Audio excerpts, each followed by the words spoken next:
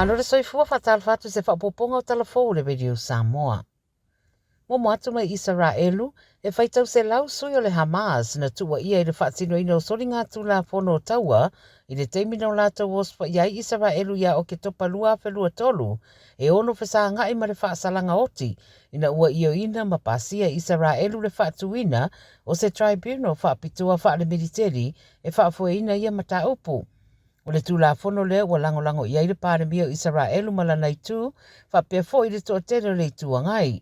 Whai mai e iwa tolu na pālota ia pāsia lea tūla fono, ma ua mai a fo i le whaitaunga lua ma le whaitaunga tolu, le prosecution law for the October massacre.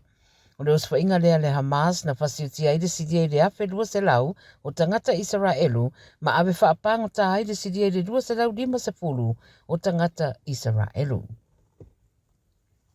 I saina ma Taiwan wa whairoi ripoti le CNN i le so, au whaawau peo nau na ia e Amerika Taiwan ina ia whaalu tupe i le tūtau le puipuinga ne i tūrai mai se os whainga saina, wa whina wana se tase o sui whaipule te tau ona whaatino le whaafea ngai o lea tūlanga.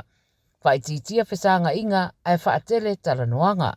Whatoa mai a mai talanoanga ma le taitai o saina o Xi Jinping i Peking, o whaero ai le taitai o le tuangai a Taiwan i le CNN, e le na oa upenga e whaasaunga le muwai le tunu Taiwan. Whai mai Sheng Li Wun, e le fia pei Taiwan o le isi Ukraine. O whaia ia whaamtalanga le taitai o le KMT, ina ua mai a pāsia le paketi tau le puipuinga mo le tunu, o toe whaetitia mai ei le vai ngā tupe whasa piliona. Sa fuafua mo tūlanga tau le puipuinga, ma le whaatauina mai oa upenga mai a Amerika. O loo tali le toa tele le whairua inga o loo fuafua Trump ma Xi Jinping, i se teimia le o toe mamao e le tau mate o le alo te ai le amata upu.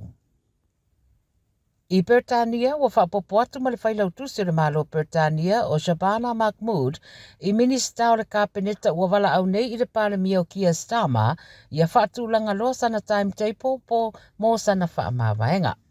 Whai mai le BBC e iei le talitonunga ua wailua ina le kapeneta i le mata upule nei ua wala uina i le anga i ese o le li palemia.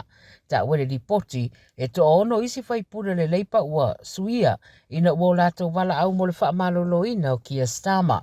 Ta ua le BBC ua tele le maufina ngalo whaalia whaasanga le palemia e maise le tūlanga whaale tonu na iaila na pāti i whai ngā pālota sa whaia le tunu i ene langi si kotilani mawelese i le vai aso na tenei.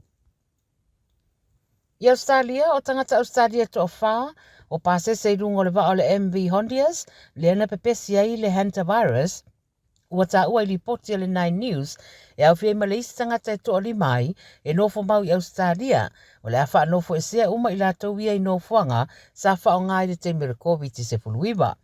Wai mai le minista o le soifua maloloina o Mark Butler, e ui o le leiva i Rusia le taatelo na pepesi mai le tangata i le tangata, ai te tau peo na whaatino tūlanga umatau le puipuinga.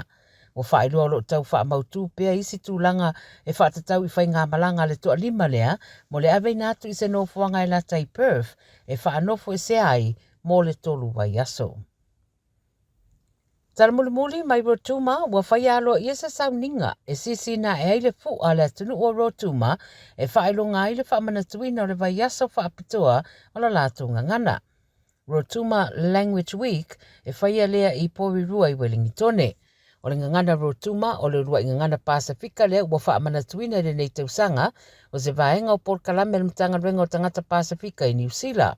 O Rotuma, o se motu pea mare ona se lau 5 kilomita i le tu i matu i Sisifo o Suva. Ma o le autu o le vaiaso i le nei tausanga i le Whaapirtania, Treasure, Nurture and Teach Our Rotuman Language and Culture. Whaatawa ina lava o le ngangana whapea fo i malea nganuu a le atunuu o Rotuma. Tala ia le Radio Samoa mo le nei aso, a soifuea.